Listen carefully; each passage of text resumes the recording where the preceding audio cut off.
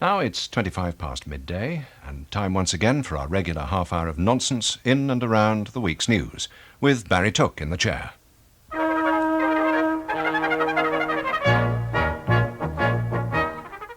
We present the news quiz with your chairman, Barry Took.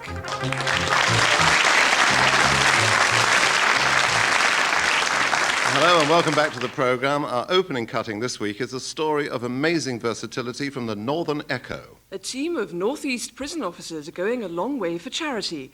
470 miles and 11,000 feet up Snowdon, Scarfell Pike and Ben Nevis. That's the distance the five-man team will cover when they compete in this year's Three Peaks Yacht Race. Thank you to Fred Kemp for sending us that bizarre piece. And without further ado, we move on to our panel this week. To my right, as usual, the elderly, wizened figure of the retired editor of Private Eye, Richard Ingrams. And next to him, we find the best newsreader since the great Reginald Bosanquet. It's ITN's Trevor MacDonald. To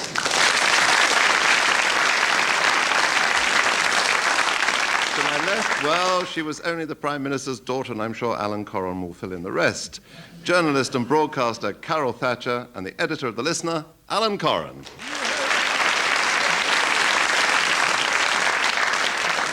Round one now, which we begin with a breathtakingly obvious statement from the pages of the Daily Telegraph. Hear more clearly with nothing at all in either ear.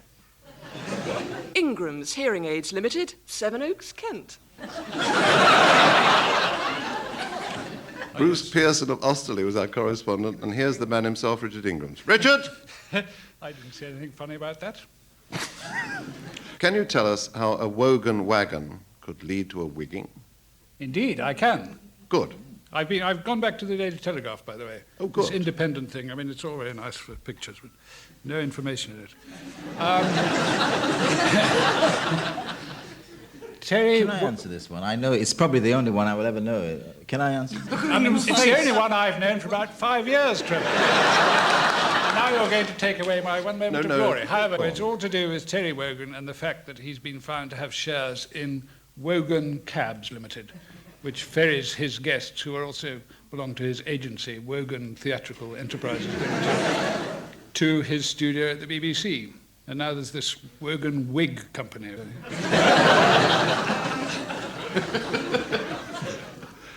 Yeah, it's all to do with Terry Wogan, who turns out to be part owner of a car company, which has the contract to ferry guests to any programme presented by Wogan. And that's a 24-hour job. Wogan's luxury cars all come complete with ample seating, thick padding and a rug. Just like dear old Tell himself. Well, Trevor, although you wanted to answer that question, I'm sure you'll be able to answer this one. This is my chance. Who's aiming to make life in the fast lane even more expensive? Somebody's come up with this bizarre idea that in addition to all the money we pay anyhow for using the roads, there should be an additional fast lane where if you pay even more money, like double your road tax or your car license, you can probably go into a faster traffic jam. Absolutely right. 2 marks. It's a suggestion currently being considered by the government to fence off the outside lanes of motorways as special executive lanes so that Wogan can swish past while the rest of us wait in the traffic jams. It's all part of a plan to stream motorways more effectively, with fee-paying executives on the outside, family cars in the middle, and lorries and caravans on the inside. Skodas will be using the hard shoulder in short bursts between emergency telephones. And now Clifford and Judith Dean sent us this advertisement for Thames Polytechnic. The Polytechnic offers part-time evening degrees in modern European thought. There are options in philosophy of science, aesthetics, and fraud. And we're pleased to welcome new girl Carol Thatcher to the programme with a question. Carol, how did the boys in blue get the blues, or rather, didn't? Something to do with Chelsea. That's right. And footy fans. That's right. Yes, well, they came a bit unstuck and the released fans were to be found celebrating, I think, in my local yesterday. Do you live at Chelsea? Of course you do. I don't know why I said that. I mean, I just assumed naturally you would. You didn't think Dulwich was in the First Division? Well, they can go. Well, Carol gets 2 points. It's all about Scotland Yard's Operation Own Goal. which backfired when 8 alleged members of Chelsea's notorious gang, known to aficionados as the Fans, were acquitted of assorted hooliganisms despite weighty and reliable police evidence. Chelsea go on to meet the author of the Hitler Diaries in the final. And now an opening question for Alan Corran, preceded by this. Once I built a tower up to the sun, brick and rivet and lime. Once I built a tower, now it's done. Brother, can you spare a dime? I think it's bad taste to have a song of economic disorder sung when I'm sitting next to the daughter of the architect of all our joys. Soaring pound, Alan. Is it? You know their cat's dead. Do you hear about Wilberforce? I've got it down here. Oh, you've got Wilberforce down there? I've got Wilberforce. I wonder where he was. No, it's not. That's not... The cat, look, the cat had survived 4 prime ministers. It deserved to... I don't mean it deserved. Nobody deserves. It just happened to snuff it during this administration. The question can't be about Wilberforce. I know that the last present that your mother, her mother, gave Wilberforce was a tin of pilchards. It's more than she'd ever given the rest of us.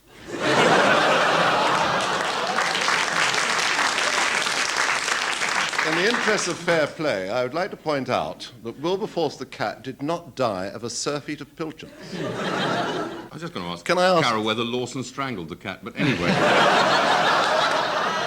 We do have some disputes with the neighbours, but not that one. Buddy, can you spare a dime? Yes. Bing Crosby's dead. Yeah, he died on the golf course, you know. Tin of pilchards. Yes, well, I suppose it's the dispute between Nigel Lawson and well, it's not my mother, anyway. As a result of altercations earlier in the week, the man living next door to Wilberforce, the late Wilberforce, triumphed, I think, is not putting too fine a point on it. It's all about Nigel Lawson and the Treasury peacekeeping forces' strategic withdrawal from monetarism. He's lowered interest rates in order to de-strengthen sterling, all of which the government is claiming is not so much a retreat as a triumphant rearward charge. Mrs. Thatcher, of course, would never, ever perform an actual U-turn. It's just a little trick she learned watching Marx driving. And it would be extremely tactless to ask Carol to comment on that. It wasn't run over by Mark reversing up the street too fast. It's round 2, which we begin with an academic story from the Chichester Observer. A lead coffin was lifted from its grave on Monday by Chichester archaeologists. Experts at Portsmouth City Museum are to examine the coffin and its depressed occupant. S. Morgan of Arundel sent us that, and we move on now with the recently exhumed figure of Richard Ingram's, whose appointment is a sign of the times for broadcasters. I think this was in The Independent, because he's one of the contributors. They even had a big picture of him, which they happen to have in their library. It is a reference to Sir William Rees-Mogg, who's been appointed the man who will stop smut getting onto our screens via satellite. I envisage a kind of smut wars in which the smutty programs are coming in from outer space, and Moggy's there kind of firing guns at them. But before that, he will start on smutty radio shows. Yes, when I saw the thing, William Rees-Mogg, I thought poor old chap had gone. I saw the headline, Maggie's Moggy dead. But it is the happily still with us Sir William Rees-Mogg. Sir Wilberforce Rees-Mogg. Recently exhumed. The retired pussy. It's all about Sir William Rees-Mogg, the retired Times editor, who's important to investigate Britain's low standards of broadcasting. They don't need a journalist, they need a limbo dance. Sir William, who admits that his favourite TV programme is Hello, Hello, says he intends to rid British TV of designer sex and violence and restore traditional old-fashioned British virtues such as double entendre, xenophobia, Nazism, and waitresses with ample bosoms. Trevor MacDonald, no connection. Back to you again. Why is it a testing time for kids who have made their marks? GCSE? It must be something, said Ingrams, to do with the GCSE, so I say the same. Is there some sort of juxtaposition in time to the broadcasting of this programme? Yes, the fact that it's called kids This are doing Week. this? Thank you, Mr. Corran. Give him a bonus for that. Generous Thatcher influence. Because the first year of the new GCSE exams introduced to replace the old system we knew simply as detention. Only a small proportion of the overall marks are now at stake in written exams, as most of them are awarded for long-term performance in such things as course projects, neatness, punctuality, and supporting the National Union of Teachers when they go on strike. But now Ernie Fortnum of Leicester sends us this piece from the pages of the Times. The TSB Group yesterday said that it was taking back 3.6 million shares from shareholders who failed to pay their second 50p payment, which fell due in September. The bank hopes that all the shareholders are still living at the same address. Cheek by jowl. Carol Thatcher now. It's your turn for a Teutonic tune.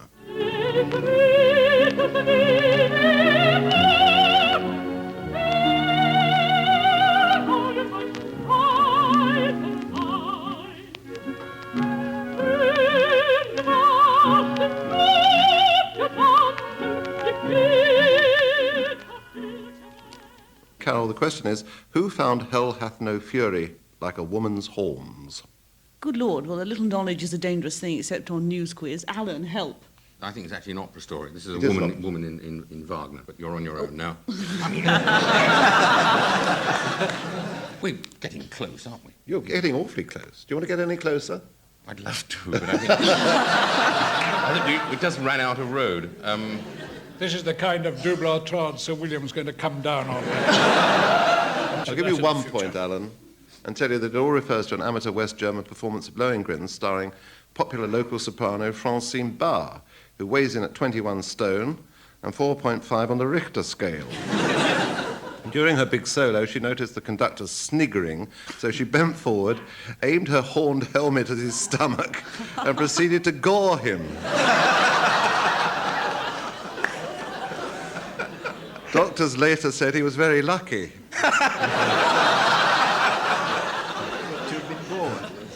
Another foot lower, and he'd have had to finish the soprano aria himself. Anyway, I won't bore you with all that. But back once more to the world-famous maestro. Alan, which sport has thrown in the towel without so much as a grapple? It's actually about wrestling. It's being banned by William Rees-Mogg, the big daddy of television monitoring, the giant haystack of moral virtue. There's not going to be any more wrestling because he's not making money, presumably. We have Lawson wrestling with Mrs. Thatcher, Big Mother. Wilberforce's ex-mistress tells me that Michael Grade's banning snooker from Channel 4. I can't believe that. Yes, it's true. They would know. He says. Is he? I don't want anything like that, he said. Well, if it's good, he'll take it off. That seems to be the rule. What the papers say is being taken off. Yes, tragic. That's rather good. I'm off to on it myself. Wasn't it? Was about wrestling. It is. It's all about the noble art of wrestling, which has been axed from our TV screens after 33 years by the new head of ITV Sport, Greg Dyke. No, don't laugh. It's his name, poor soul. Sounds like an occupational disease, doesn't it? Our score of the programme at the halfway mark is a magnificent 8-all. Isn't that incredible?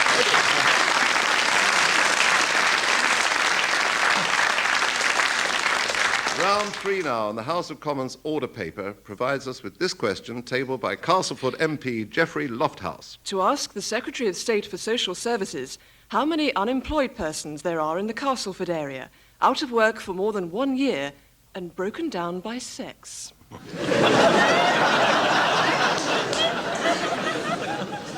Nicholas Bordwich of Worcestershire spotted that one. Now we're back with Richard Ingrams and this question. Richard, who's got some lordly ideas about sparing the rod?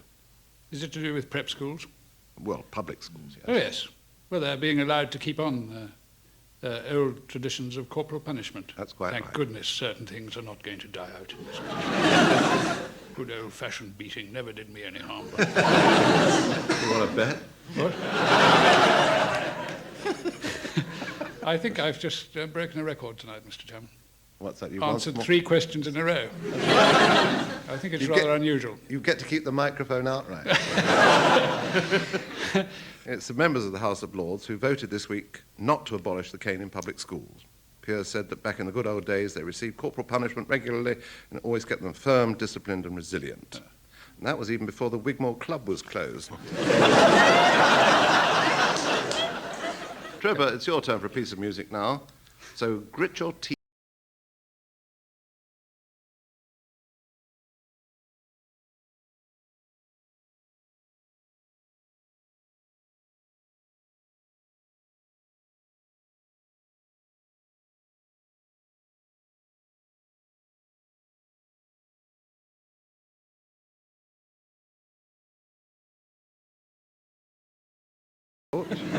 Trevor, where was the dentist unable to see his patients? Is it a blind?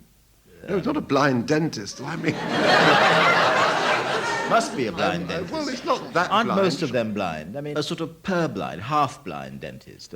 Yes, well, a apparently. dentist going blind, about to be blind. That's- or well, that's- well, about to be yes. made blind. Well, go on, yes.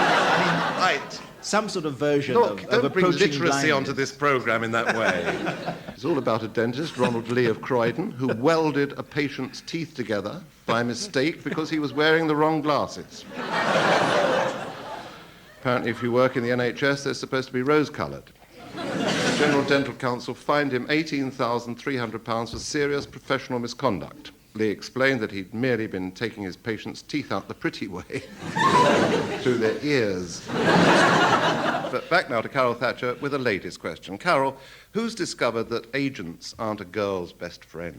A lady by the name of Diamond, who came a little unstuck in the courts this week, and it's going to cost her £350,000. So she's going to have to do an awful lot more appearances on Brekkie Telly, as opposed to winging her way on Concorde to New York eating Norman Parkinson sausages for breakfast. Very good. That's a wonderful answer. Excellent answer.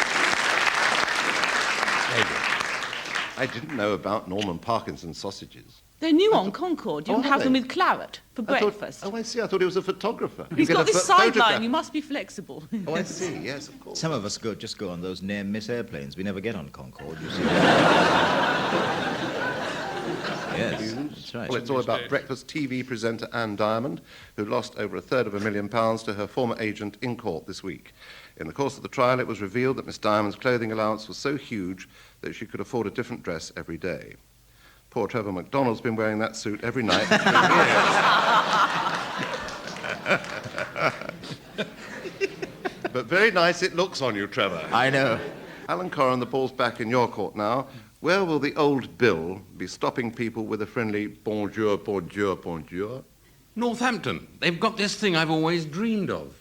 I always wanted a car equipped with the sort of arm that came up with a couple of fingers on it. The Northamptonshire police on the Northampton stretch of the M1 have got a system of shouting things at people visually, and a lot of foreign things. I gather Northampton is teeming with Dagos and Spics and people like that who are driving abominably, who are not keeping to their executive lanes, who are refusing to stay in the foreign lane where they belong. And when they sort of put their wheels over the dotted line and get out of the foreign lane, the police will come by and in a number of languages loud hail them and flash signs saying, "You are a foreigner, get back on the hard shoulder." Yes. What's your Go back book to in Dover. Yugoslav, do you reckon? Put it good. Sunny. It's all about a 28-mile stretch of the M1, as you so rightly say, patrolled by Northamptonshire police. The local bobbies have been equipped with digital translators to enable them to arrest people in any language they fancy. If they stop a Belgian, they can ask, "Is this your car, Sonny?" In Flemish, they can say, "All right, laddie, where's the fire?" In Spanish, to a Spaniard. And if they see a coachload of foreign football fans, they don't even need to stop them. They've got their case notes written up already. It's the end of round 3 now, and the score is, good grief, how uninteresting, 12-all still. It's all still drawn. Round 4 now, and a dubious small ad in the accommodation section of the Scottish Farmer. Horsey person wanted to share flat. Non-smoker, grazing available. Now, thanks go to Les and Jill Stewart of Strathaven for that. In a second, it'll be time for Richard Ingram's final question. But first, here's a prophetic Russian folk song. Here's to the next time and a merry meeting. Here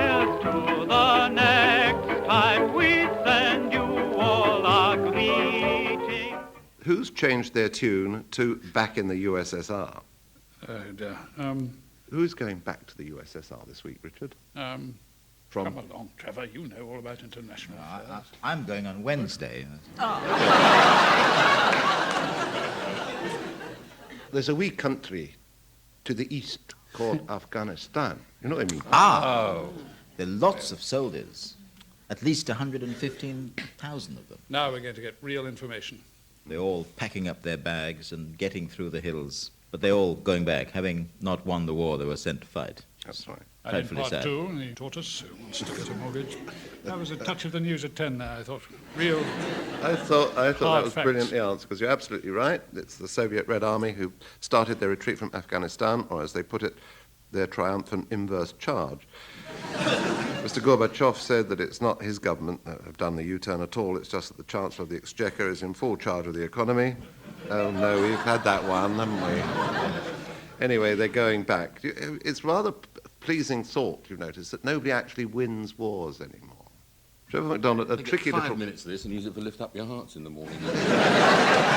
Have you, do you ever listen to Derek Jameson on Radio 2 in the morning? That'd be silly.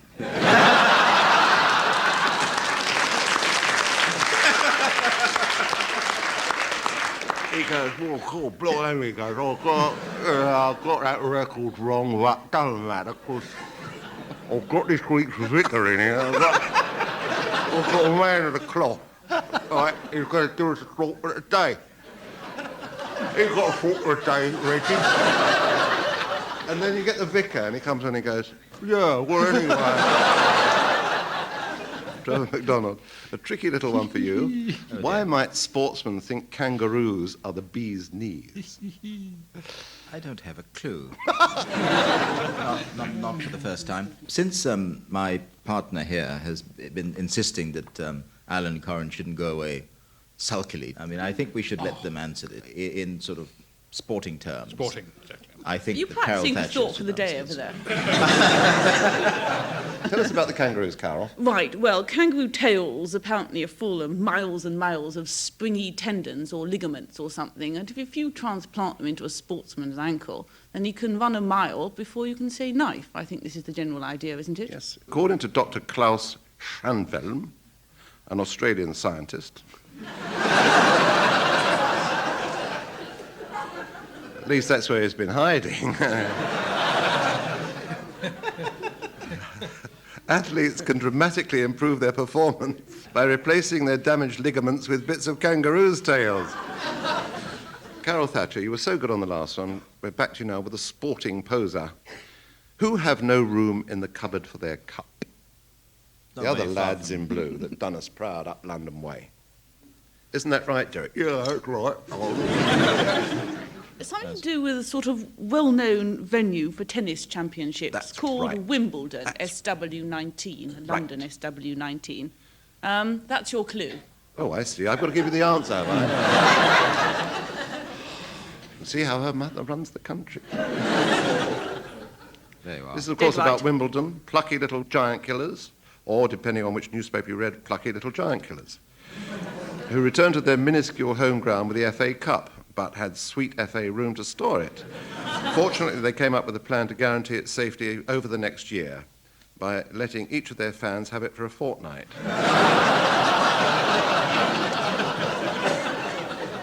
Now the last question of all for Alan Corrin. Alan, who'd rather have a holy smoke than a good book? This is, Cast your mind to broad arrows. Well, they're taking books apart and rolling them up and putting tobacco in them. That's right. There's always a story like that. And it's all about prisoners at Armley Jail in Leeds, an apparently massive religious revival involving the issue of 1,000 Bibles at the prison was finally explained by the discovery that the inmates were using the pages as a cheap alternative to cigarette papers. However, the disappointed prison chaplain said he was ready to forgive and forget. He didn't mind the prisoners having a smoke at his expense because he'd been so helpful digging out the crypt for the prison chapel. It's already 300 yards long. Well, once again, another news quiz programme moves peacefully to its close. But before we draw a veil over proceedings, Richard Ingrams is eagerly clutching a small, yellowing piece of newspaper, which he hopes to read to us. Richard? Something from the Glasgow Herald.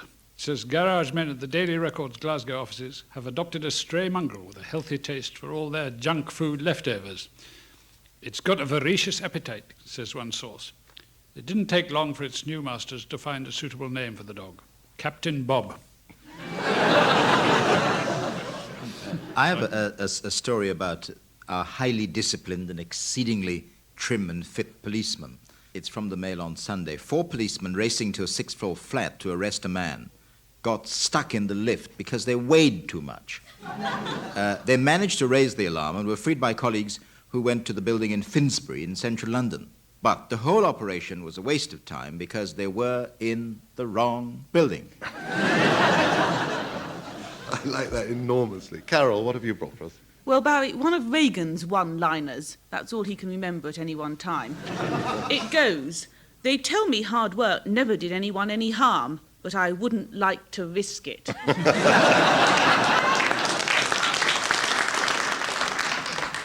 Alan, have you got anything for us? It says 4 goats have died at Elsham Hall Country Park near Brigg after eating plywood do not feed the animals signs.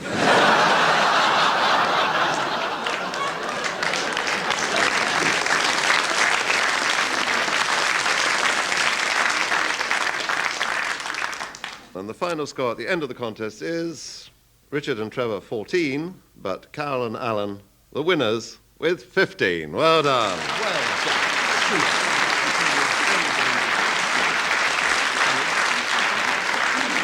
We leave you with an astonishing piece from the paper West France, sent to us by David Goodyear. It seems that the paper has recently set up a column to instruct its readers in English called Our Informations in English Language par Archibald Nobody. A bad point for Futed Bison. Futed Bison has put the finger in the eye during last weekend. Memorez you. He has said, Saturday and Sunday, black days. Monday, Orange Day. In reality, Sunday was Orange Day and Monday, Red and Black Day. Then of 2 things the one, or Futed Bison was lightly grey, or he is Daltonist. You follow me? Scotland have their own programmes. And with that, goodbye.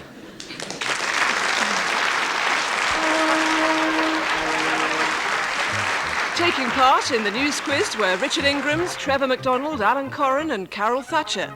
The chairman was Barry Took and the news was read by me, Charlotte Green. The programme was written and compiled by John Langdon with the producer, Harry Thompson.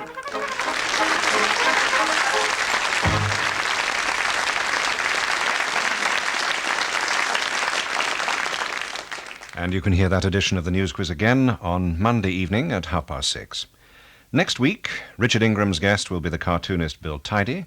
Alan Corrin teams up with the broadcaster and journalist Joan Bakewell.